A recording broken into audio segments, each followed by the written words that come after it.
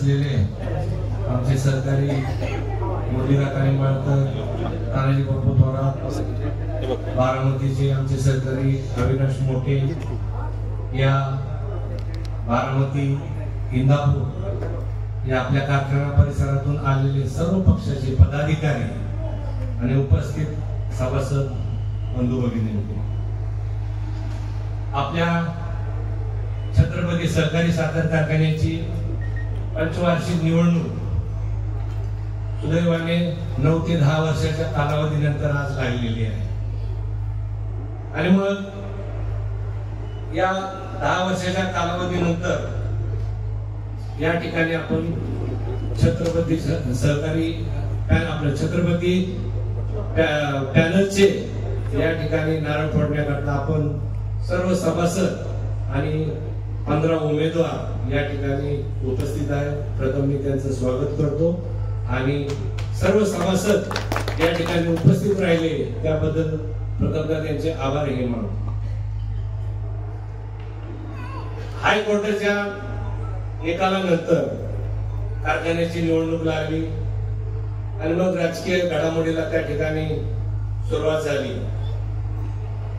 निवडणूक तर अटळ होती आणि मग कारखाना तर अडचणीत आहे, सर्व सभासदांना ज्ञान आहे. आणि मग अशा वेळेला सुरुवात कशी करायची हा प्रथम त्या ठिकाणी या नेते मंडळीमध्ये उपस्थित झाला. आणि मग त्या ठिकाणी सर्वात प्रथम शेतकरी कृती समितीच्या वतीनं एक मेळावा बोलवण्यात आला आणि तो मेळावा प्रथमतः बोलवण्यात आल्यानंतर प्रत्येक घटक पक्षाला वाटलं की प्रत्येक आपापली भूमिका मांडण्यासाठी त्या ठिकाणी मेळावा बोलवत आहे. आणि मग तो मेळावा बोलवल्यानंतर त्या ठिकाणी त्या 1-2 दिवस अगोदर काही घडामोडी घडल्या आणि त्या मेळाव्याचं रूपांतर सर्वपक्षीयमध्ये करण्यात आलं. आणि त्या सर्वपक्षीय मेळाव्याला बऱ्याचशा जणांना निमंत्रित केलं, व्यक्तिशः त्या ठिकाणी आम्हाला निमंत्रित केलं नव्हतं. पण मी त्या ठिकाणी स्वाभिमानी असल्यामुळे मी माझ्या गटातल्या बऱ्याच जणांनी विचारलं आम्ही जाऊ का, मी म्हणलं अवश्य जाऊ, पण मी त्या ठिकाणी गेलो नव्हतो. आणि मग अनावधानाने त्या ठिकाणी भूमिका योग्य होती, अजितदादांची सुद्धा भूमिका योग्य होती. त्यांचा तिथं बोलण्याचा उद्देश असा होता की कारखाना अडचणीत आहे आणि मग याच्याकरता आपण सर्व घटक पक्ष असतील, सर्व विचाराची पॅनल करणारी सांगितल्याप्रमाणे सर्व लोकांना त्या ठिकाणी बोलवून किंवा असा प्रस्ताव आहे आणि मग याच्यावरती विचार करून सर्वांनी प्रथमतः बिनविरोध निवडणूक करण्याकरता तिथं प्रयत्न करावा. परंतु तसं न होता त्या ठिकाणी एका नेतृत्वाची त्या ठिकाणी घोषणा केली गेली. तरी त्या ठिकाणी आम्ही मान्य केलं ठीक आहे, अडचणीत आहे कारखाना, सर्व तयार आहे. कुणाला वाटू नये की या ठिकाणी आमचा त्या मेळाव्याला किंवा निवडणूक एकत्रित करण्याला आमचा विरोध आहे, म्हणून मी काही त्या ठिकाणी भूमिका घेतली नाही.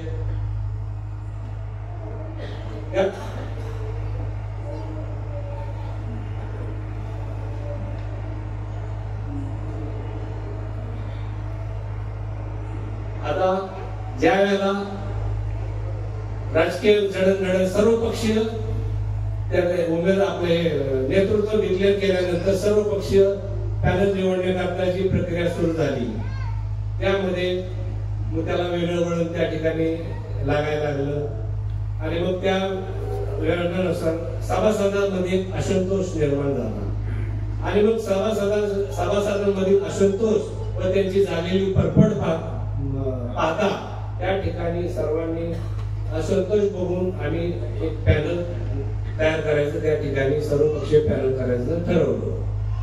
आणि मग त्या अनुषंगाने आम्ही त्या ठिकाणी पॅनल करण्याकरता 3 तासातच आम्ही त्या ठिकाणी पॅनलची उभारणी केली.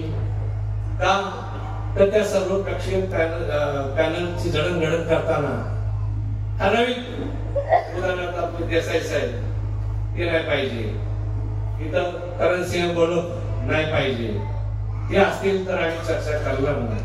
अरे हे कशाचं काय आणि मग ते झाल्यानंतर सगळीकडे असंतोष निर्माण झाला आणि एक पॅनलची निर्मिती त्या ठिकाणी सुरू झाली. 3 ते 3.5 तासात त्या ठिकाणी आम्ही पॅनल तयार केला. एक दिवस माझ्या मुरली काका म्हणले त्याप्रमाणे एक दिवस अगोदर जरी आदल्या दिवशी संध्याकाळी घोषणा केली असती तरी आपल्याला नको नको तसले चांगले चांगले त्या ठिकाणी उमेदवार आपल्या बाजूने उभं राहायला तयार होते.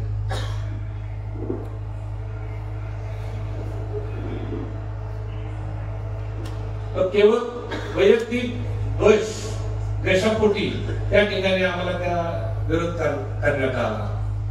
या ठिकाणी आपण पाहिलं असेल की मी स्वतः चेअरमन होतो, आमचे बंधू होते, कैलासवासी आमचे गोलप साहेब होते. आम्ही कशा पद्धतीनं कारखाना चालवला निस्वार्थीपणे त्याप्रमाणे आम्ही लोकांना त्या ठिकाणी सभासदांना कामगारांना सेवा दिली. 2009-10 साली मी चेअरमन असताना जास्त भाव दिला, कामगारांना बोनस दिला.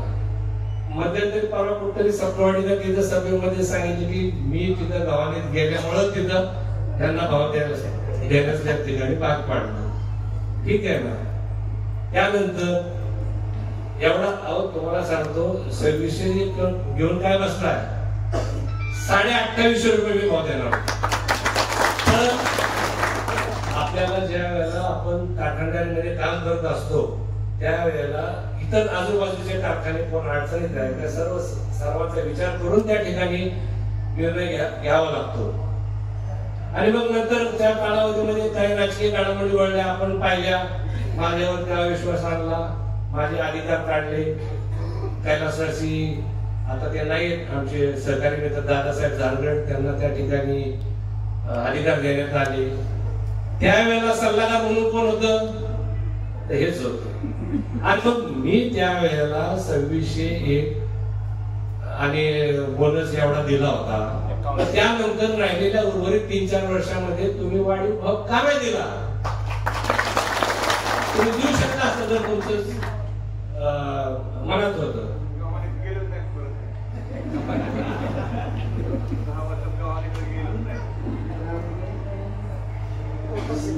सभासद बंधूंनो, कारखाना चालवण्यासाठी फार श्रम घ्यावं लागतात. या सहकारी साखर कारखानदारीमध्ये कामगार, अधिकारी वर्ग आणि सभासद हे एका रथाची 2 चाक आहे. यांना बरोबर घेतल्याशिवाय एवढं भाव देणं किंवा एवढं कामगारांना बोनस शक्यच होत नाही. माझंच मला कळलं की कॉर्पोरेट क्षेत्रामध्ये एवढं बोनस असतो तेवढा आपण इथे दिला कसा. परंतु कामगार सुद्धा आपले सभासद आहेत त्यामुळे त्यांना दिल्याबद्दल काही वाईट वाटण्याचंही कारण नाही. कारखाना चांगल्या क्षमतेने आणि टेक्निकली चालवला तर त्या बचतीमधून कारखान्याचं कर्ज फेड आणि समांतर सभासदांना भाव द्यावा लागेल. त्याच वेळेला इथं लोक सभासद घुस घालतील अशी परिस्थिती येतं. आणि मग या सगळ्याचा त्या ठिकाणी मेळ घालावा लागेल. आणि त्याचबरोबर कर्जाचाही त्या ठिकाणी आपल्याला विचार करावा लागेल. सभासद बंधूंनो, तुम्ही प्रपंच करता, तुम्हाला सुद्धा बँका कर्ज देतात आणि त्या कर्जाच्या तुमच्या पद आणि क्षेत्र सातबाऱ्यावरती बघून बँक कर्ज देत असते आणि त्या अनुषंगाने तुम्ही तुमचा प्रपंच करता. तीच परिस्थिती आपल्या कारखान्याच्या बाबतीत, आपल्या कारखान्याच्या प्रॉपर्टीवरती बँक, वित्तीय संस्था असतील, बँका हे आपल्याला कर्ज देतात. कोणी स्वतःच्या खिशातले पैसे देत नाही. फक्त जे कर्ज काय कुठेही उपलब्ध होतं. मग रवी टकलेने सांगितलं कर्जाची तुम्ही पैशाची काळजी करू नका, पाहिजे तेवढं मिळतं. फक्त घेतल्यानंतर त्याचा विनियोग हा योग्य प्रकारे केला तरच त्या ठिकाणी आपण त्यातनं बाहेर निघू शकतो. आता याचं कन्व्हर्जन एनसीडीसीचं याचं ते आपण नंतर तुम्ही निवडून दिल्यानंतर बघू तो विषय. तो काय एवढा ह्याचा विषय नाही, अडचणीचा विषय नाही. आपल्या कारखान्याच्या बाबतीमध्ये हे आपले जे 15 उमेदवार आहेत काही कमी आहे, यांना आपण निवडून दिलं. आपण त्या ठिकाणी सत्तेत आलो तर निश्चित आपण त्या ठिकाणी चांगल्या प्रकारचं काम करून यांच्याकडनं घेऊ ही मी आपल्याला त्या ठिकाणी ग्वाही देतो. दुसरं, कर्ज उपलब्ध करून देण्यास आपल्याला मध्ये सायबन बँका तयार आहेत. मी 2010 साली चेअरमन असताना आपल्या कारखान्याचं को जनरेशनचं परवानगी ही आणली आणि एक्सपान्शनची. त्यावेळेला आदरणीय पवार साहेबांच्या हस्ते भूमिपूजन केलं होतं हे आपल्याला आठवत असेल. आणि मग ते भूमिपूजन झाल्यानंतर त्यावेळेला माझं एस्टिमेट 95 ते 100 कोटीचं होतं. त्यामध्ये सगळं होत होतं. परंतु नंतर कोर्ट कचेऱ्या कोणी केल्या हे आपल्याला माहिती. 5 वर्ष त्यावेळेत राहिलेली 4-5 वर्ष त्यात गेली. आता तो प्रोजेक्ट नंतर प्रकल्प गेला 140 कोटी. आता त्याचं परवानगी फाउंडेशन मी आणलं करून, पण सुदैवाने दुसऱ्या पंचवार्षिकमध्ये आमचे बंधू चेअरमन झाले तिथं. त्यांनी तो प्रकल्प पूर्ण केला. विषय पूर्ण करण्याचा नाही, परंतु आपल्याला जी जादा रक्कम कर्जाची डोंगर त्या ठिकाणी उभा राहिला आणि अशा पद्धतीने तो डोंगर कर्जाचा वाढत गेला. पहिल्या पंचवार्षिक मध्ये ते झाल्यानंतर ही आताची 10 वर्ष झाली. त्यावेळेला अशा अडचणीच्या काळामध्ये जर कोर्ट कचेऱ्या नसत्या झाल्या तर 5 वर्षांमध्ये इलेक्शन लागलं असतं का नाही. जे संचालक मंडळ त्या काळामध्ये होतं, सभासद आपले सुज्ञ सभासद आहेत, त्यांनी लगेच इलेक्शन मध्ये पलटी केली असते. परंतु कोर्ट कचेरीच्या नादात 10 वर्ष परत त्यात गेली. आज तुम्हाला सांगतो, आज म्हणजे वस्तुस्थिती आहे कारखान्यामध्ये तुम्ही आपलं सुदैवाने आपलं पॅनल त्या ठिकाणी आले, पहिले 15 काही घेऊ द्या, 15 जण आले काही त्यांचे असतील, सगळ्यांनी मिळून काम करू. त्या ठिकाणी जवळजवळ आपल्याला तिथं कर्ज उभारणी तर करावंच लागेल.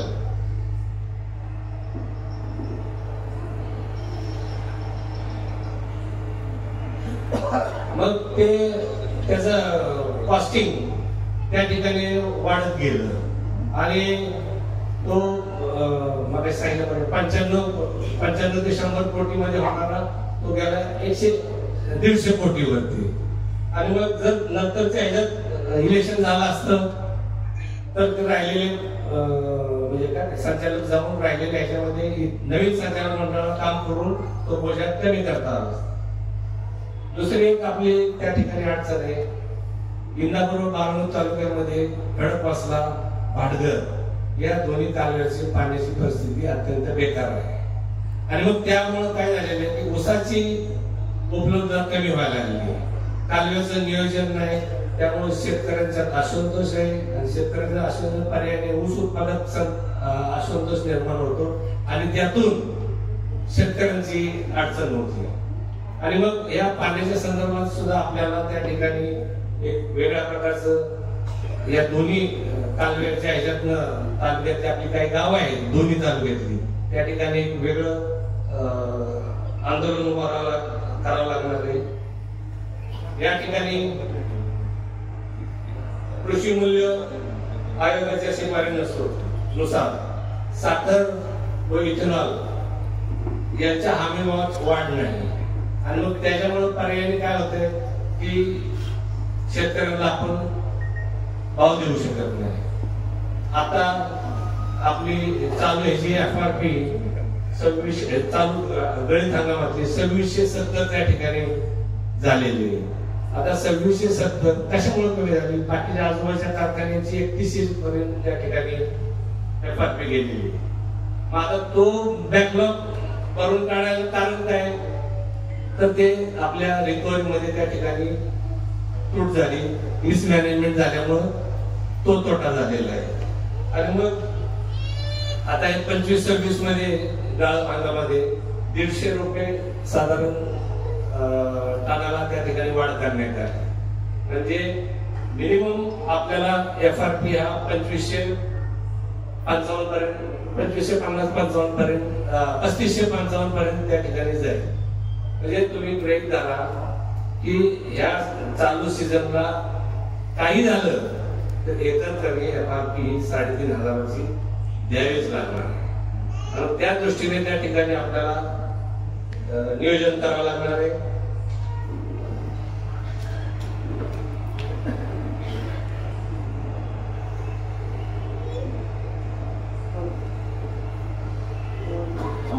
FRP वाढवताना साखरेच्या किमती वाढवाव्या लागतात. हा बाकीचा सगळा त्या ठिकाणी टेक्निकल भाग आहे.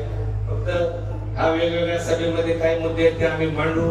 आपण सर्वांनी या ठिकाणी उपस्थित राहायला आणि सर्व जे आपल्या छत्रपती पॅनलचे जे 15 उमेदवार आहेत त्यांचं किटली चिन्ह आहे. माझी आपल्याला कळकळीची नम्र विनंती की 15 ठिकाणी शिक्के मारून या सर्व उमेदवारांना त्या ठिकाणी विजय करण्यामध्ये आपल्या सर्व सभासदांचा मोलाचा वाटा राहील अशा प्रकारची या ठिकाणी अपेक्षा व्यक्त करून मी माझे 2 शब्द संपवतो. जय हिंद, जय महाराष्ट्र. धन्यवाद दादा.